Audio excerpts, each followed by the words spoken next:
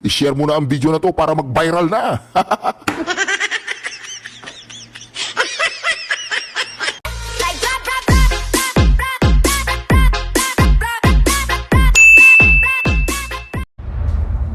Mr. Chairman, I'm just wondering why attorney, what's the name of that that person?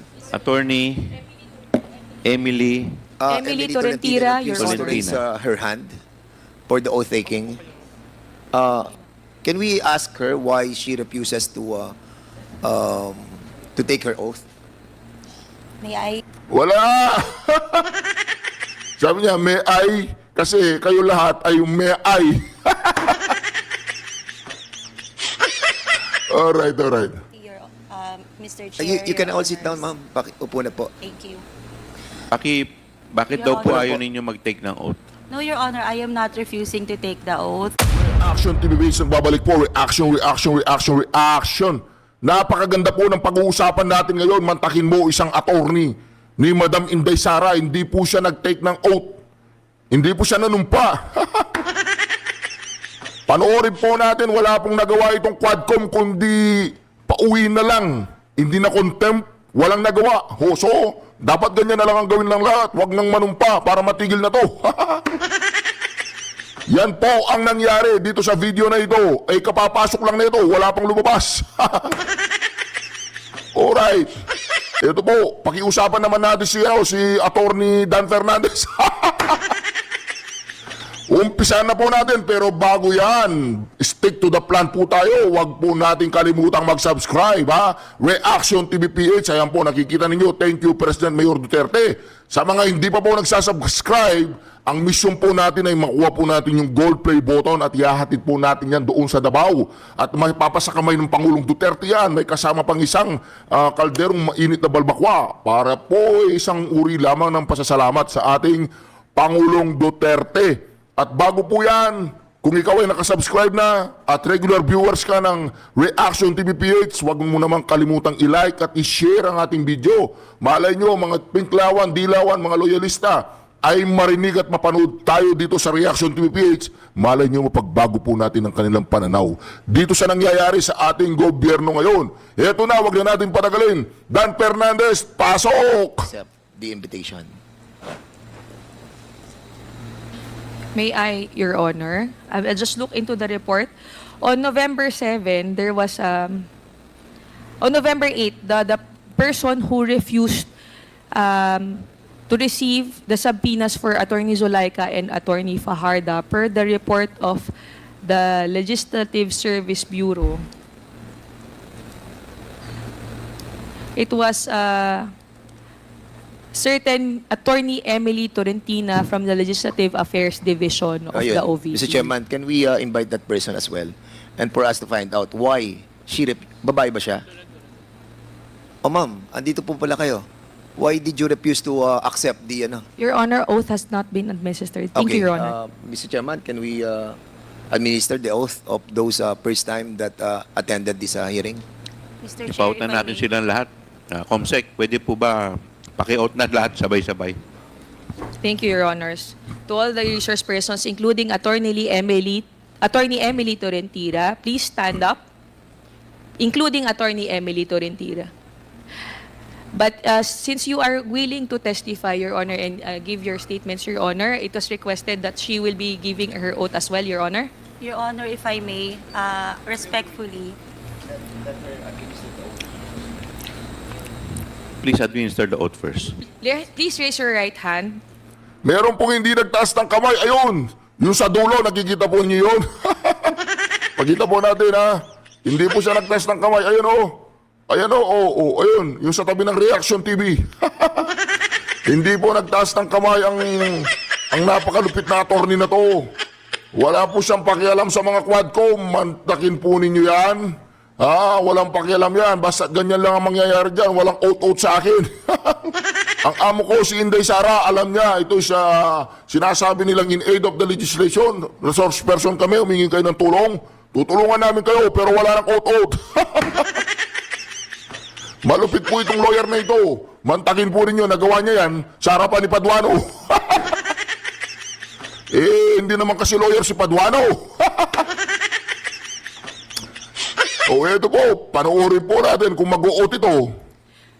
Do you swear to tell the truth, the whole truth, and nothing but the truth in this inquiry, Your Honor?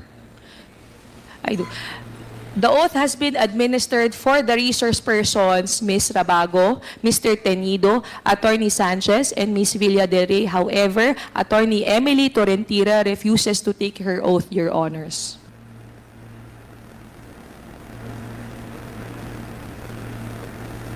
Meron pong pagkainday Sara ito. Wala po, palag na palag, palong-palo itong attorney na to. Maniwala po kayo sa hindi. Walang nagawa si Akop dito, tsaka si Paduano, si Dan, lahat sila, wala. Ang ginawa po nila, malalaman nyo mamaya, iko-contempt kaya, ipapa-arresto kaya, o pagbabakasyonin lang. Ito po ha, ito.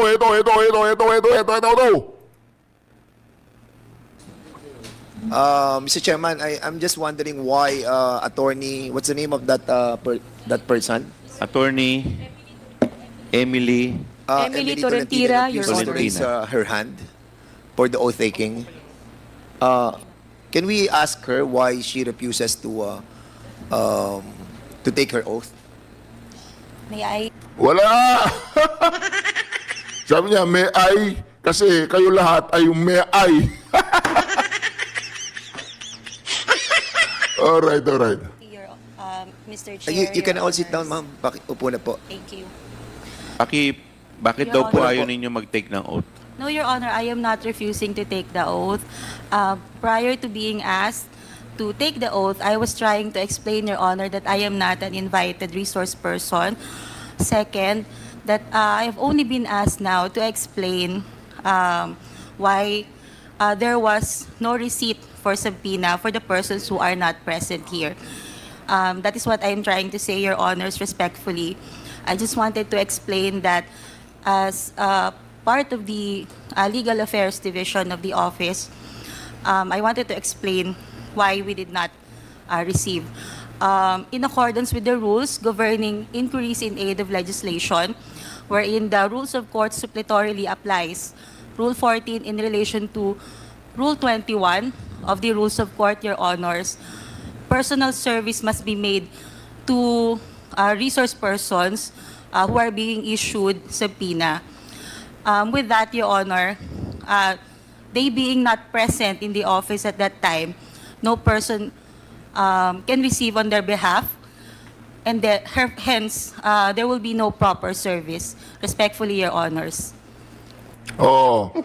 Nililinaw po niya, yun daw mga pinagsasabi ng Quadcom na nag-send sila ng subpoena doon sa mga particular personalities dyan sa Office of the Vice President, ay wala daw po silang na-receive na subpoena. Kaya naman, itong si Madam, pinagte-take siya ng oath, hindi siya nag-take ng oath kasi nga, wala namang proper procedure na nangyari. Kinakalat kasi ng marami dyan na nagsend na sila ng subpoena at pinapasubpoena na itong maraming personalidad na according o di umano sa kanila ay sangkot sila dito sa tinatawag nilang irregularities dyan sa Office of the Vice President. Tsaka dyan po sa tinatawag ng Department of Education. So ngayon, Paduano, explain nyo yan. Sa salitang Tagalog, nahihirapan ako sa English. Alright.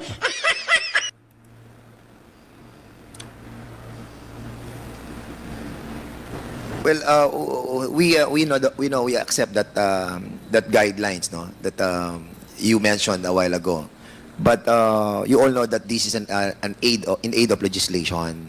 Yung mga tauhan ni Dan Fernandez dyan sa kanyang opisina, dyan sa Magsandigang Bayan-Bayan, dyan sa Mayano, House of the Representatives, pag isabi sa kanya managalog na lang siya, nahihirapan kami para sa kanya. Marami pa yung, ano ba yan? Marami pa yun kaysa doon sa salita niya. O talagang nasanay lang siya nagsasalita na, ano bang trabaho dati niya? Alright, sige. And the reason why we are trying to course this invitation to the office of the president, we discussed this lengthily already. And the testimony of Attorney Lopez is so important to us. And also si Pajarda. And I think, Mr. Chairman, with this kind of explanation that being manifested by Attorney Tolentino, as much as we accept that that premise of her, but somehow we are all guided with moral decency. Wow, moral decency. Talaga, moral decency, Dan Fernandez. Anong ginawa niyong dalawa niya, no? Ang tawag dyan, si Abate, kay Grillardo. May moral decency ba yun? So, ano nangyari sa inyong dalawa ni Dan Fernandez? Tsaka ni Abante? Naginipit kayo? Oo. Bakit kayo naginipit? Guilty o hindi? Ayos to tuloy. Somehow, sana Mr. Chairman. naman, umattend naman po sila dito kahit na sabihin po natin that Narinig ko po si Paduano, nabubwisit na naman kay Dan Fernandez. Mga ngaral na naman to, magiging pastor na naman, ayan po. Pakinggan na po natin, pakinggan na natin. yun nga po, ito po yung sinasabi nung inyong minention a while ago. But I think somehow sa akin personally that is not accepted. And Hindi accepted, acceptable. Hindi accepted, acceptable. That is not acceptable. Hindi that is not accepted. Hindi ako marunong mag-English, Dan Fernandez, pero that is not accepted, ganoon. Mali ako. Correct niyo ako sa comment section, pero dapat hindi yun acceptable. Pasimpleng English lang hindi pa kaya. Turuan niyo si Dan Fernandez, kuha niyo siya ng dali niyo siya dyan sa may ano ba yan, yung special education para sa Englishero.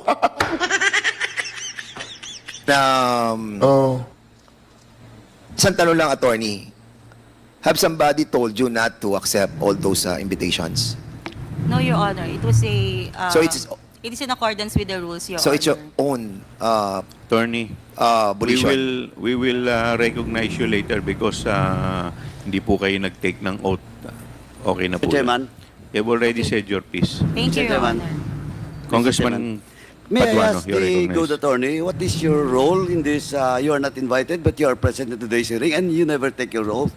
As Why? legal counsel. What is your presence? Mr. Chair, Your Honor, I am the Chief of Legal Affairs of the Office of the Vice President. So, I am here to represent the institution, Your Honor. so you are here to represent the institution. You should, before talking, you should take your oath. Because that is on record. You're a lawyer. You know that. You cannot speak unless until you take your oath. That's the rule, internal rules of this House and this committee. You cannot speak unless you take your oath.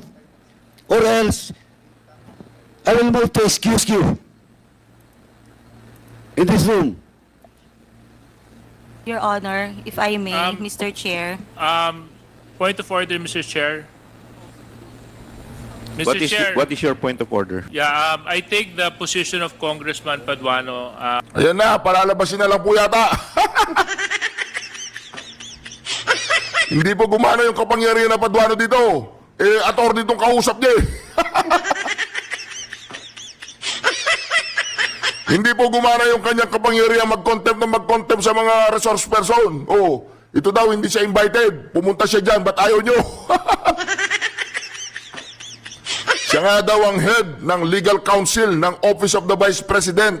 Yun naman pala, talaga palang hindi nila tinanggap yung mga imbitasyon. Dahil daw, hindi yun naaayon sa batas. Ayon dito sa lawyer. Sino ba lawyer sa kanila? Si Akop.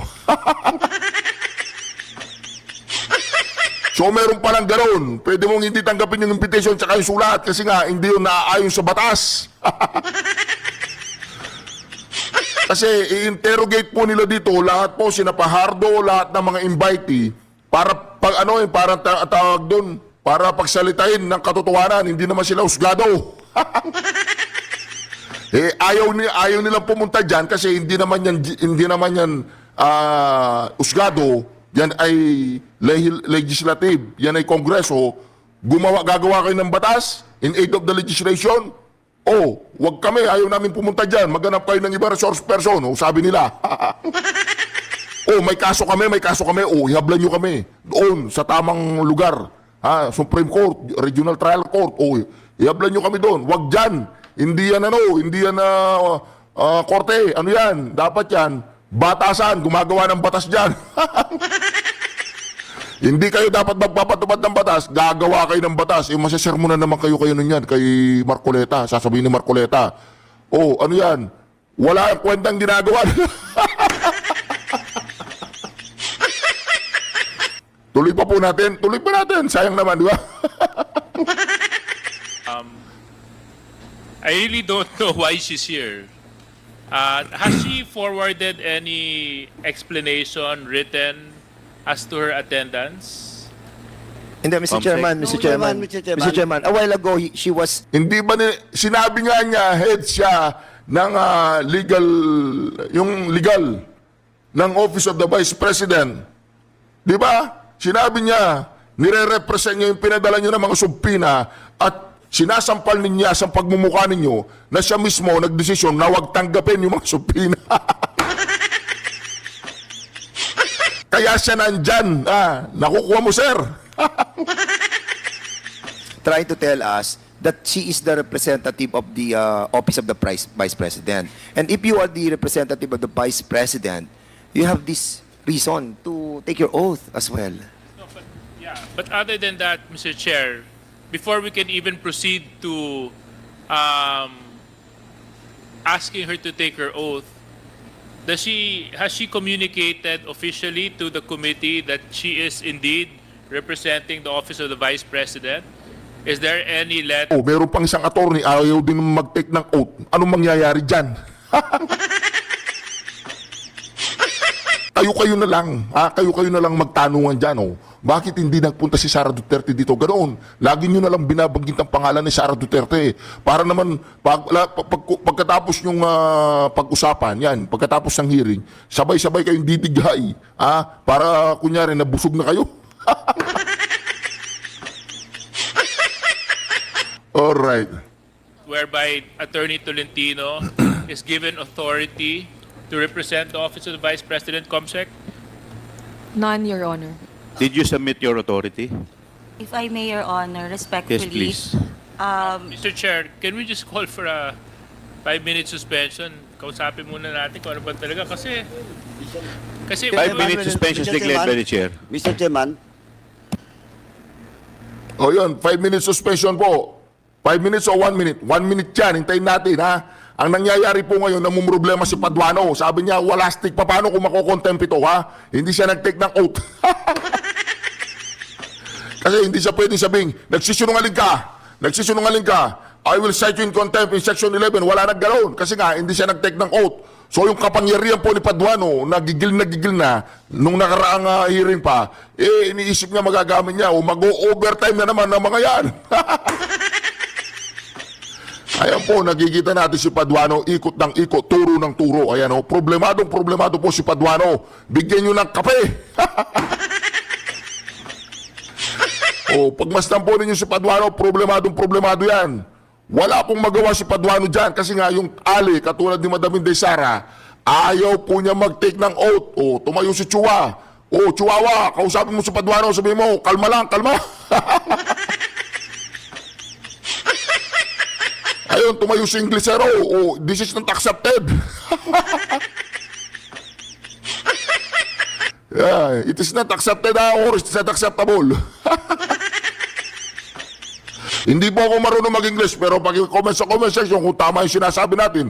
Ngayon, kung mali yung sinasabi natin, ba, excuse me po. Ayan, problemado si Paduano. Mukhang susuntukin niya si Akop. Sabi niya, Akop, attorney ka, ba't hindi ka nagsasalita? Hindi pinapansin si Dan Fernandez, ni Paduano. Nagkakainitan ng dalawa yan, nagkakainitan na. Hindi pinapansin ni Paduano si Dan Fernandez.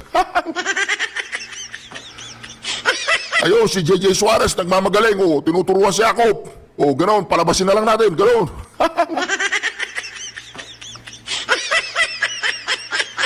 Ayun, si Chua naman, hinarap si Jacob. Sabi niya, walang iya pare.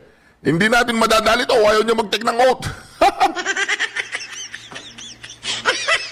Hindi rin natin mako-contempt kasi hindi siya nagsisunungaling. Palapit si Balbasarado. Ano kayo gagawin ni Balbasarado? Yun.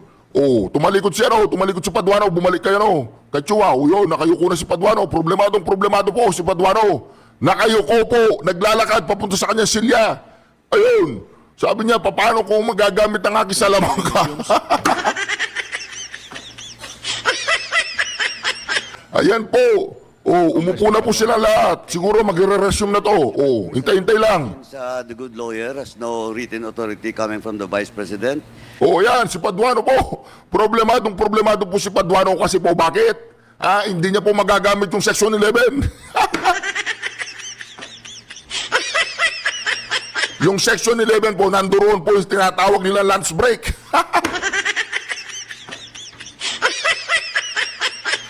Paduano, ano bang nangyayari? Wala pare pasensya ka na. Medyo matalino itong pinadali ni Madam Inday Sara. Hindi raw niya inalaw na makapasok ang mga supina. Kaya mga kareaksyon, ano pong masasabi ninyo dito kay Paduano? I-comment nyo sa comment section, Huwag nyo kalimutang i-share po ang video na ito sa inyong mga Facebook, TikTok. Walang problema po kung gagamitin nyo pang content ang aking mga content. Walang problema. Basta't importante po, may kalat po natin ng impormasyon. Sa lahat po nag-i-email sa akin na gusto nilang gamitin yung mga video ko, welcome po kayo. Gamitin po ninyo 1,000,000 times. Walang problema. Alright. Second is that she never take her oath. So, Mr. Chair, first, I move that we strike out on record all the statement being made by the good attorney. Seconded. There's a motion raised by Congressman Paduano, duly seconded. Is there any objection? Hearing none, the motion is carried. And Ayun, Ang ginawa po ni Paduano, in-excuse na lang yung ali. Sabi ni Paduano, hindi kita pwedeng panggigilan. Kasi hindi ka... Pinaglalaruan po sila ni Madam Inday Sara, hindi pa sila nakakalata. Pero palagay ko, nakakalata na sila. Sabi siguro, ginagago na tayo ni Sara. Tinatarantado na tayo ni Sara. Alright. again, Mr. Chairman, I move that we excuse the good lady attorney in this room and to request the SAA to escort the good attorney outside of this room. So move, Mr. Chairman. Seconded. There's a motion to excuse the good attorney from this room, which is duly seconded. Is there any objection? Hearing none, the motion is carried. Mr. Chair, if I may respectfully request... You're not, you're out of order. You're not recognized. Mo, Chair, para hindi siya makapagsalita. being Suspend mo. Ayaw po siyang pakinggan kasi yung utak nung ali nag-uumapaw. Hindi kaya ng power ng mga to. Sabi po nila kasi ali, you're out of order. You're out of order, ganun na lang. Sino po yung out of order? Yung ali o sila? Palagay ko sila.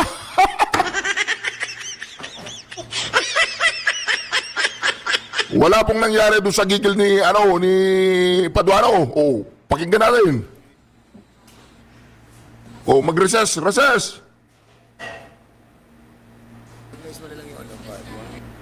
Suspend ko na lang. Your Honor, 1 minute suspension.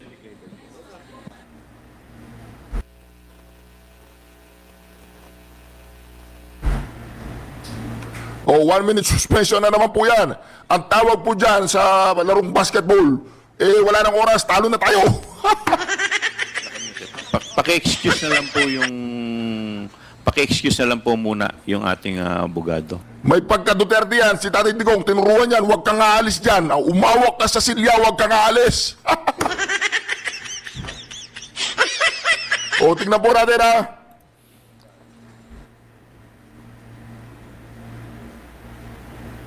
Oh, problemado po si Chua. Walang ya. Umpisa pa lang ng ating pagdinig. Naararo na tayo ng opisina ng Vice Presidente. Ano yan? Pasensya na po kayo, hindi po sila makapagsimula ng maayos. Sisimula pa lang, ginulo na. Doon po sa conference room ng Office of the Vice President yan, tawa ng tawa si BP Sara at sa lahat ng kanyang mga tawa doon, tawa ng tawa. Sabi, ayan, ginagago na natin sila. Ayan po, nag-uusap na naman po si Paduano. Ayun po, ineskortan na palabas yung ali kasi nga wala silang magawa dyan. Hindi po nila kaya ang power ng ali na yun. Yun po ay ano yun, dumaan po yun sa masusing pagsiseminar kay Madam Inday Sara. Ganito yan, ha? Ito yung Duterte style of leadership. Huwag mong itataas ang kamay mo. Masama yun. So hanggang ngayon po, ang Quadcom ay problemado dahil isa na naman pong attorney ang ayaw pong mag-take ng oath. Ano pong gagawin ng ano yan? Anong gagawin ng Kongreso diyan? Ha? Umupo na naman po si Chihuahua. Umupo na naman. I-resume na natin. Umpisa na natin yan. Pakisabi kay Dan Fernandez, hindi accepted yun, ha?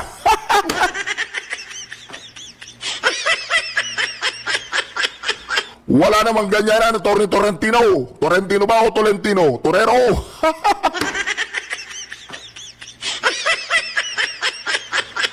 Attorney, isa kang sakalam. Tama ang ginawa mo, hindi ka nag-take ng oath. Ayan, tuloy, problemado yung mga to.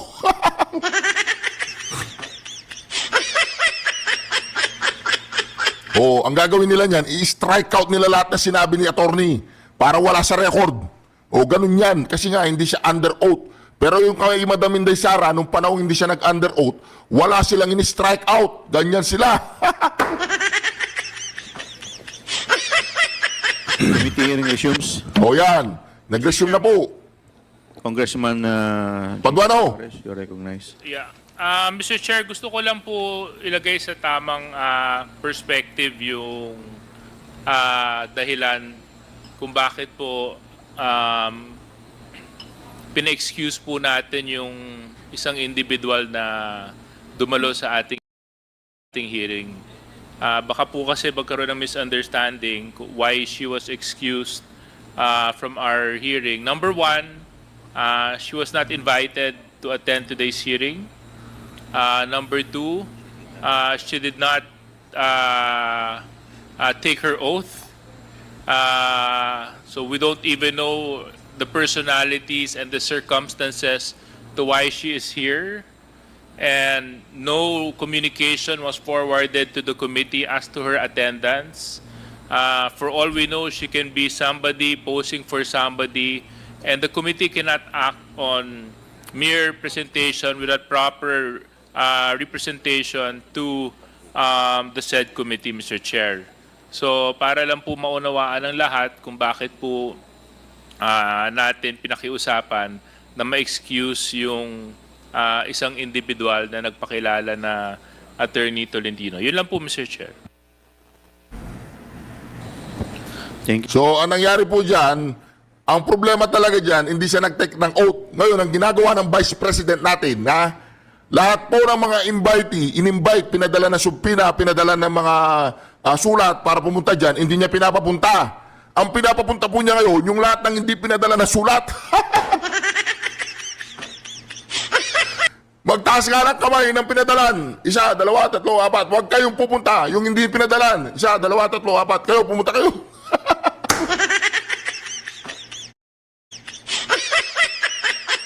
Ganun po ang ginagawa ni Madam Inday Sara ngayon. Lahat ng mga taong in-invite, walang pupunta sa inyo. Yung mga hindi in-invite, kayong pumunta doon. Explain nyo sa kanila, mga mali ang ginagawa nila. Mantakin mo yan. Ganyan ang ginagawa ng Office of the Vice President. Naging kahiyahiya ngayon, itong Quadcom. Di ba? I-share mo na ang video na to para mag-viral na.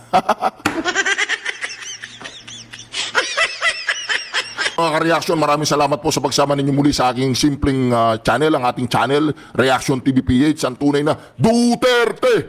Duterte! Duterte! Ang tunay na supporter po ng mga Duterte at tunay na supporter ng ating bansa. Sa kabutihan lang po tayo. Kaya patuloy po nating ipaglaban ang pinaglalaban ni Tatay Digong. Tatay Digong, huwag kang mag-alala Malapit-lapit na po tayo. Ito na. Nakuha na po natin ang silver button. Ang hinihintay ko na lang yung gold play button.